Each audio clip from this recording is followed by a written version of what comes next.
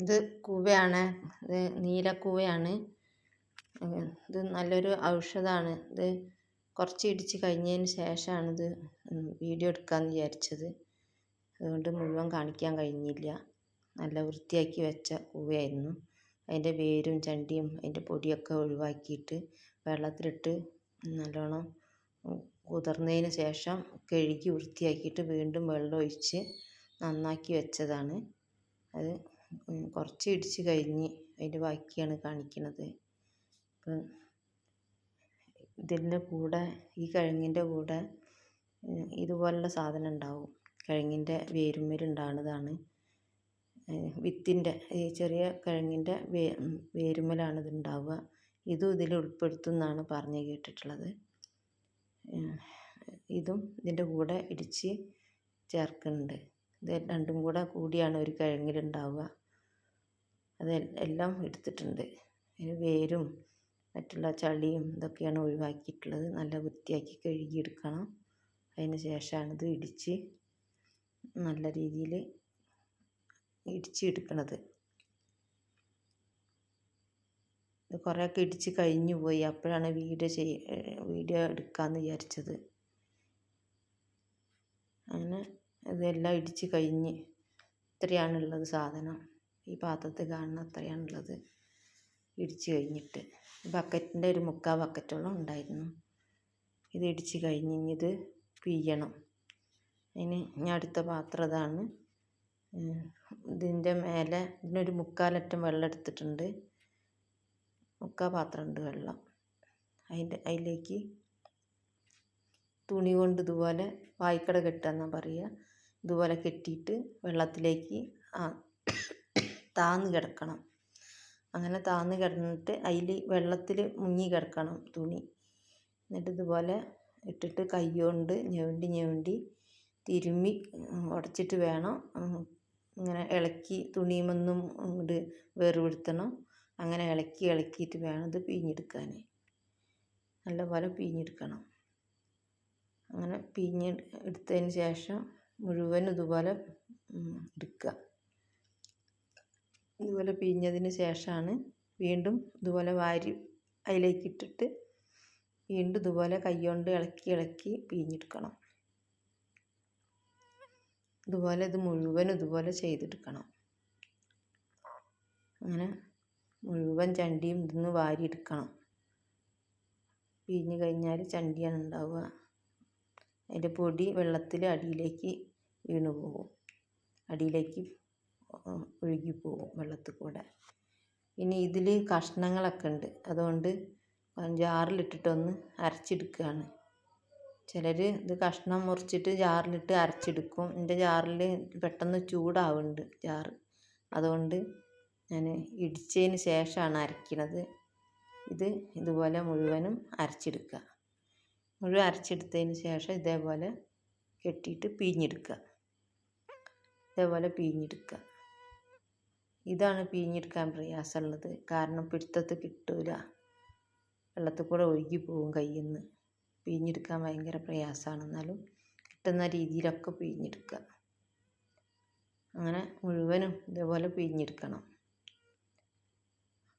വെള്ളത്തിലിട്ടിട്ട് നല്ലോണം ഇളക്കി കൈ കൊണ്ട് ഇങ്ങനെ ഞെരടി പിഴിഞ്ഞെടുക്കണം. അതുപോലത്തെ തുണി തന്നെ നിൽക്കും പൊടി. അതുകൊണ്ട് വെള്ളത്തിലിട്ടിട്ട് തുണി ഇതുപോലെ ഇങ്ങനെ 4 ഭാഗവും ഒരതി ഇങ്ങോട്ട് ഇളക്കി എടുക്കണം. അങ്ങനെ പിഴിഞ്ഞ് വെച്ചതാണിത്. അപ്പോൾ മുഴുവനും പിഴിഞ്ഞ് കഴിഞ്ഞ് ഇതിൽ ഒന്നുമില്ല പിഴിയാൻ.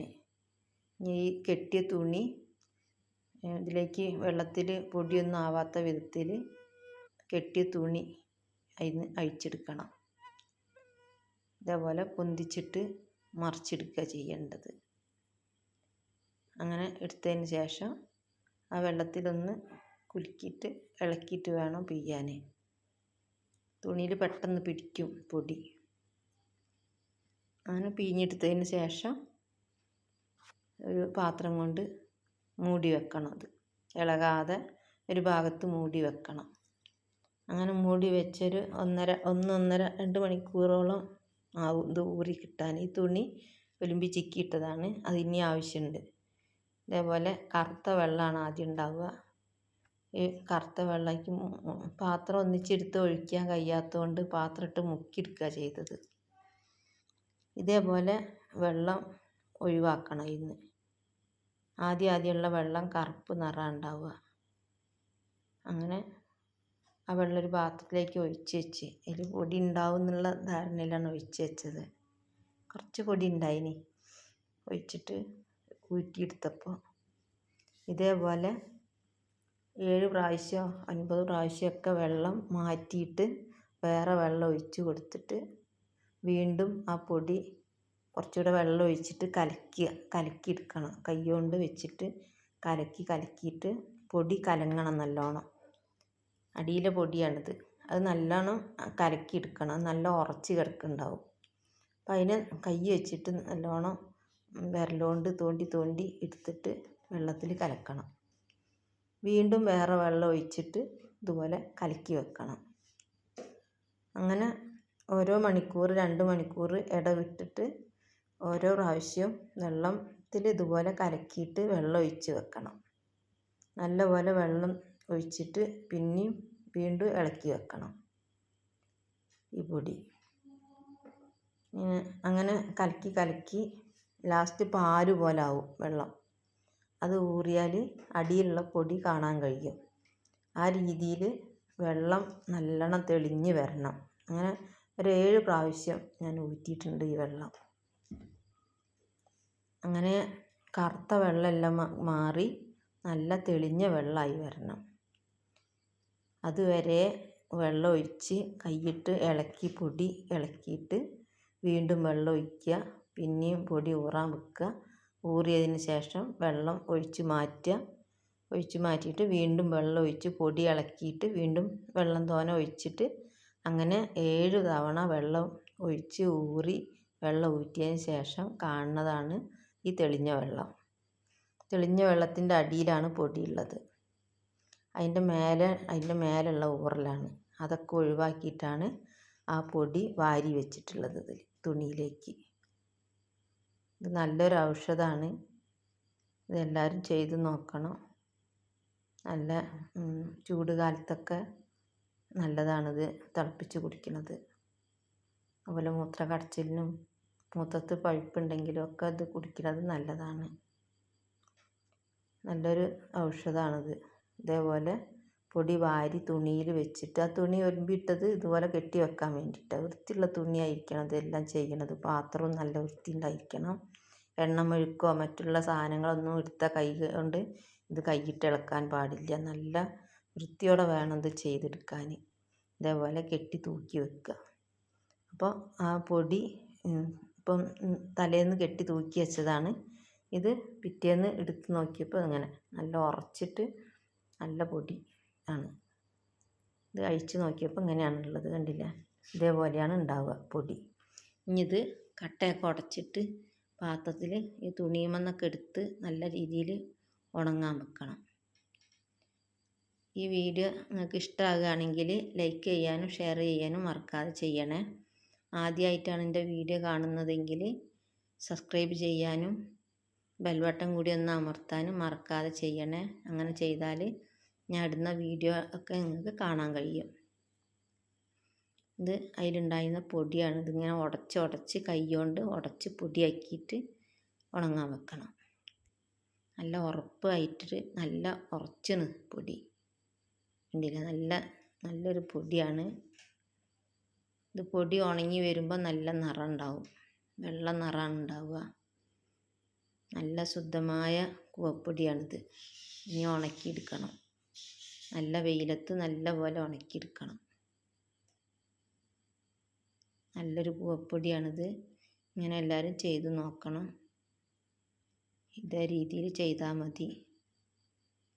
പൊടി നല്ല വൃത്തിയും മെഴുക്കൊക്കെ ആയ പാത്രമൊക്കെ ആണെങ്കിൽ പൊടി ഊറി കിട്ടാൻ പ്രയാസമാണ്. വെള്ളത്തിൽ കൂടി കലങ്ങി പോവുകയാണ് ചെയ്യുക. നല്ല വൃത്തിയോടെ വേണം ഇത് ചെയ്തെടുക്കാൻ. ഇത് കെട്ടി തൂക്കിയതിൻ്റെ അടിയിലുള്ള പ്ലേറ്റിലുള്ള പൊടി ഞാൻ പാത്രത്തിൽ ഗ്ലാസ്സിലാക്കി വെച്ചതാണ്. കുറച്ച് വെള്ളം ഒഴിച്ചിട്ട് അത് വെള്ളം ഊറ്റി കളഞ്ഞ് അതിൻ്റെ അടിയിലുള്ള പൊടിയാണ്. നല്ല ഉറപ്പാണ്. പൊടി അമർന്നിട്ട് കട്ടായിട്ട് നല്ല ഉറപ്പിച്ച് കിടക്കുന്നു. സ്പൂൺ കൊണ്ടൊന്നും കോരിയിട്ട് കിട്ടില്ല, അത്രയ്ക്ക് ഉറപ്പായിന്. അങ്ങനെ ആ പാത്രത്തിൽ ഊറാൻ വെച്ചതിൻ്റെ അടിയിലുള്ള പാത്രത്തിലിട്ടാണ് ഇതും ഇതുപോലെ പൊടിച്ചിട്ട് ഉണങ്ങാൻ വെക്കാം. ഇത് കുറച്ച് നനവുണ്ട്, മറ്റേത് നല്ല വെള്ളത്തിൻ്റെ അംശമൊന്നും ഇല്ലാതായിട്ടുണ്ട്. തണുപ്പ് മാത്രമേ ഉള്ളൂ മറ്റേ പൊടി. അതുകൊണ്ട് ഇത് വേറെ തന്നെയാണ് ഉണങ്ങാൻ വെക്കുന്നത്. കുറച്ചൊരു പതമുള്ള പൊടിയാണ്, തണുപ്പുള്ളതുകൊണ്ട്. ഇത് ഉണങ്ങാൻ വെച്ച് 2 പാത്രത്തിലാണ് ഉണങ്ങാൻ വെച്ചത്. ഒരു മഴ ഉണ്ടായിരുന്നു തലേന്ന്, അതുകൊണ്ട് ഒരു മൂടലൊക്കെ ഉള്ളതുകൊണ്ട് പാത്രത്തിൽ നിന്ന് പേപ്പറിലേക്കാണ് പരത്തി വെച്ചത്, പെട്ടെന്ന് ഉണങ്ങി കിട്ടാൻ വേണ്ടിയിട്ട്. വെയിൽ കുറവായതുകൊണ്ട്. അപ്പോൾ കൂവപ്പൊടി ഉണങ്ങിയിട്ട് നല്ല ഒരു ഔഷധ ഉള്ള പൊടിയാണ്. ഇതുപോലെ എല്ലാവരും ചെയ്ത് നോക്കണം. നല്ല ഔഷധ ഗുണമുള്ളൊരു പൊടിയാണിത്. തൊടിയിലൊക്കെ കിട്ടുന്ന കൂവൻ്റെ പൊടിയാണിത്.